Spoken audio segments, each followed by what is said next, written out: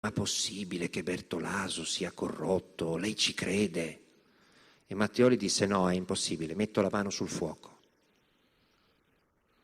Se ogni volta che mettono la mano sul fuoco poi gliela si bruciasse quando si scopre che mentono, sarebbero tutti praticamente monchi, avremmo un Parlamento di moncherini.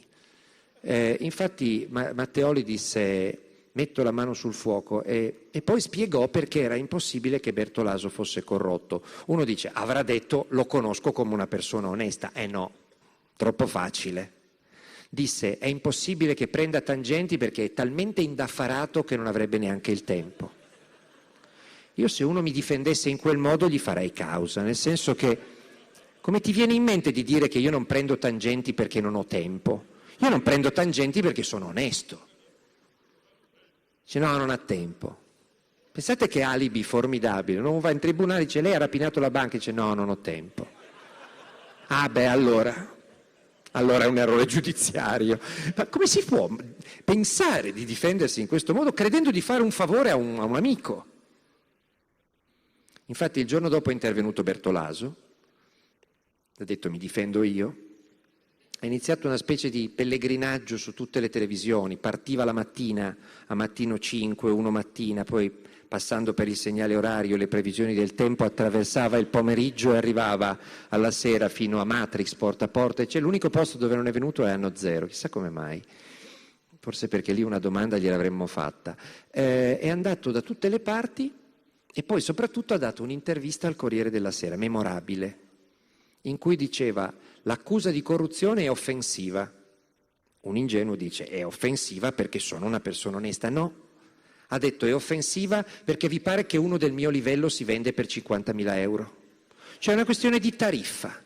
Bertolaso non viene via per meno di 100.000 euro praticamente. Uno dice: ah beh, ritoccate il listino.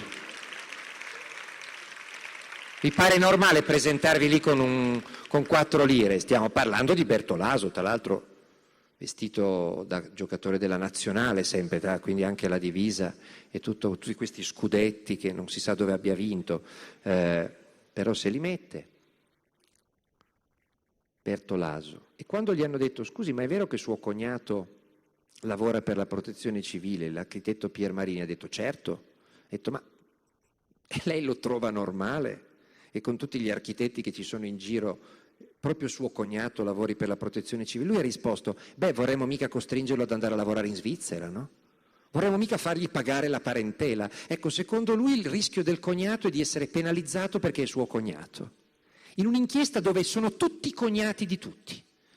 Se voi leggete le intercettazioni della Cricca, almeno finché siamo in tempo, ancora qualche giorno, scoprirete che è un formicaio di termiti, tutte cognate di tutte. Tant'è che a un certo punto c'è questo povero Anemone, che è un eroe dei nostri tempi, è una vittima, è un tipo simpaticissimo Anemone. È uno che aveva un'azienda di 3 dipendenti con 2 euro di capitale sociale, gli hanno dato tutti gli appalti possibili e immaginabili della protezione civile, in cambio ovviamente chiedevano dei favorini, dei piacerini. Praticamente era molestato giorno e notte da tutti i controllori della protezione civile, tutti i dirigenti, Balducci, De Santis, questo e quell'altro, eccetera. Bertolaso stesso. E lui si prestava, perché? Perché era un miracolato Anemone. Per cui c'era uno che aveva bisogno della macchina, non voleva comprarla, pare brutto comprarti la macchina, no, te la porta Anemone gratis, te la regala, poi vedi che dovresti guidarla tu la macchina, pare brutto guidare la macchina, Anemone forniva l'autista gratis a questi qua. Poi la moglie, mi pare di Balducci o di De Santis, uno dei due, ha bisogno di una macchina anche lei, vorrei mica far comprare la macchina alla moglie, fornisci la macchina alla moglie. Poi c'è il figlio di Balducci che ha il cesso che perde e non dovrà mica chiamare l'idraulico, arriva Anemone e sistema il cesso. Appena andato via l'idraulico comincia a perdere anche il rubinetto e vorrei mica fargli pagare l'idraulico, ritorni e metti a posto il rubinetto. Poi c'è Bertolaso che ha la cervicale, urgono massaggi. E allora interviene proprio questo pronto intervento, una specie di grande opera che viene allestita all'istante, sono interventi, sono i famosi i famosi grandi eventi, no? Arriva Bertolaso, gli si fa trovare una brasiliana in bikini che fa massaggi di tipo particolare e poi c'è una specie di squadrone di pronto intervento per ogni evenienza, tra cui un addetto alla rimozione preservativi. Dove si mette il preservativo durante il massaggio alla cervicale non si è, forse in testa glielo mettono. Immaginate Bertolaso col profilattico in testa mentre gli massaggiano.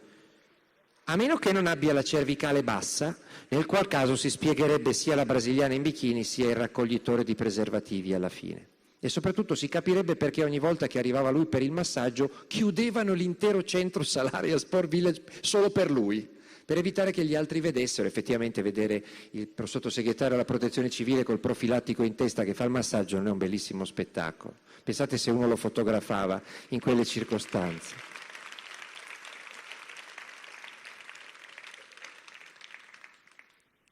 Quindi Anemone è un eroe dei nostri tempi e poveretto a un certo punto deve occuparsi delle incombenze anche più minute di tutti questi signori che poi naturalmente avrebbero dovuto controllarlo. Ecco perché non lo controllavano, perché? Perché quello gli faceva di tutto e immaginatevi come potevano controllarlo. Se poi i costi della Maddalena sono raddoppiati, pazienza. Se poi alla Maddalena non era il caso di costruire neanche un canile perché tanto il G8 l'hanno fatto da un'altra parte, pazienza, paghiamo noi. E intanto però ci tocca sentire in televisione che questi raccontano che appunto il cognato lavora lì perché è bravo e non vorrai mica costringerlo ad andare in Svizzera. E in una di queste telefonate, a furia di cognati che chiedevano favori a questo Anemone, c'è Anemone che è proprio sfinito, sfiancato, sbotta e dice: ma quanti cazzo sono questi cognati? Perché c'erano non cognati che si spacciavano per cognati, anche se magari erano fratelli, dicevano cognato perché era una specie di parola d'ordine, cognato. Se uno è cognato arriva Anemone, era vittima di questi cognati. Poi c'è Dell'Utri. Dell'Utri è stato intervistato sul treno da Beatrice Borromeo per il Fatto Quotidiano. La Borromeo con quel candore tipico di chi ha 20 anni, gli ha fatto alcune domande, gli ha detto: ma come osa lei stare in Parlamento con tutti i suoi precedenti penali? Lui ha risposto: ma io sono in Parlamento apposta perché sennò finisco in galera. A me della politica non me ne frega assolutamente niente, sono qua perché sennò mi mettono dentro. Tant'è che lei ha detto: ma quindi se io rischiassi la galera anch'io troverei un posto in Parlamento? E Dell'Utri ha detto: e se trova qualcuno che la candida lo faccia, signorina. Il giorno dopo mi aspettavo che succedesse di tutto, cioè che almeno in Parlamento si creasse un piccolo vuoto intorno a Dell'Utri, no? Nell'emiciclo, gente che magari teme di essere fotografata nelle sue vicinanze e che a casa pensino che simpatizza o che è addirittura come lui. In fondo, se io facessi parte di un club e in quel club ci fosse un delinquente, io cercherei di uscire da quel club o almeno di tenermi a debita distanza dal delinquente. Invece no, lì sono tutti festosi, anzi simpatizzano, firmano insieme le interrogazioni, eccetera, eccetera. Non è successo niente, non l'ha ripresa nessuno quell'intervista di Dell'Utri. Tant'è che pochi giorni dopo Dell'Utri, inaugurando la Fiera del Libro Antico a Milano, sapete che lui è un noto bibliofilo, tra le altre cose, lui è un uomo di grande cultura, come diceva Montanelli, è un uomo colto soprattutto sul fatto, no?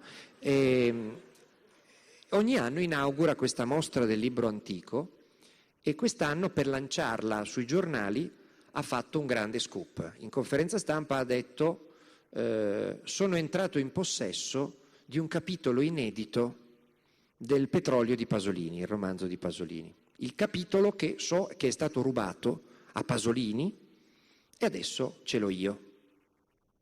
Conferenza stampa. Gli hanno detto: lei l'ha letto? Dice: sì, gli ho dato una scorsa, ci sono delle cose molto pesanti, i misteri d'Italia, la morte di Mauro De Mauro, la morte di Mattei, la morte di Pasolini stesso. Sono 170 pagine su carta velina, scritte a macchina, fitte fitte. Molto interessante. A questo punto uno normale, cioè, in conferenza stampa gli dice: scusi, chi gliel'ha dato? Perché se lei ci dice che è il capitolo rubato, I casi sono due: o gliel'ha portato direttamente il ladro, o gliel'ha portato il ricettatore a cui il ladro l'aveva venduto. Com'è che il capitolo rubato di Pasolini, invece di arrivare ai carabinieri, arriva a Dell'Utri? Evidentemente l'avranno portato a Dell'Utri perché sanno che lui è uomo riservato e non fa denuncia all'autorità giudiziaria, perché se ti portano merce rubata, è vero che lui è senatore, quindi i senatori mica denunciano i reati, ci mancherebbe altro, sarebbe pazzesco, sarebbe cannibalismo, però voglio dire, qualcuno che gli dica: ma chi gliel'ha portata sta roba? Nessuno. Passano i giorni e a un certo punto si apre la mostra del libro antico e naturalmente il capitolo di petrolio non c'è. Allora gli dicono: ma scusi, non c'era il capitolo di petrolio? Dice: ah no, purtroppo il clamore dei giornali ha fatto scappare il tizio che mi aveva detto che me lo dà.